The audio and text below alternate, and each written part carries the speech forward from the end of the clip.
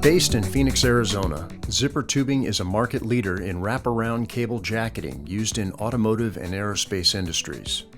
As demand for Zippertubing's thermal management products increased, the fourth-generation family-owned company started researching whether they could integrate robots on their production line. And we were having a hard time bringing in workers who could produce those parts reliably, quickly, and with the precision that we need. We chose Universal Robots specifically for a few reasons. We were first looking at the versatility. The parts that we produce, they can change from month to month. We want something that's going to be easy to understand, easy to do ourselves. We're looking at safety, was a very important concern of ours, and then also was cost. We wanted something that we could integrate ourselves. That would save us a lot of money. So the biggest benefit we found with this robotic cell is that our product quality really has improved. With the robot itself, we can specify 300% more tolerance on our parts than we can when we have a manual operation. The other benefit is that our customers are seeing this improvement as well. Since implementing this robot, we've had 0 returns for this snap set process on this part. The other benefit is we've been able to reduce production labor by 32% for these specific parts. To implement this robot, the first thing I did is I reached out to Seth, our in-position representative. My obvious fear is that the Universal Robots are a robotic cell that is difficult to program and work with, and I had no experience doing that. My background is chemical engineering.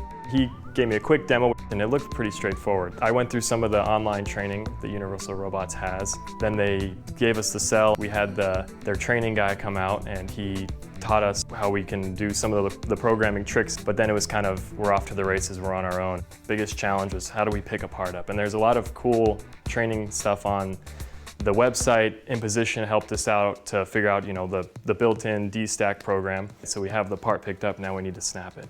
That was very simplistic. That's a simple latch lever, so we just wired that up to a relay. We implemented a vision system into the robots. The really tricky part was, how do I get the robot to talk to the camera, and who's in charge?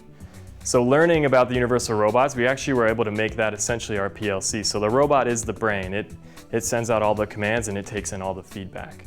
The big next step is the risk assessment. We want to make sure that a person can't hurt themselves. Most of our applications with Universal Robots are pretty much handled by the customers. We're able to spend usually about a day with them, teaching them the robot, and from there they're able to kind of go and iterate on their own designs and design the cell. If this had been a traditional industrial robot, it would have been much more difficult for a customer to implement it by themselves. Bringing in the Universal Robot has really allowed us a lot of flexibility. We wanted to have something that we could quickly change out tool heads to accommodate different parts. So we ended up going with the millibar tool changer that we found on the UR Plus website. The benefit is the quick changeability and the adaptation of the tool head itself.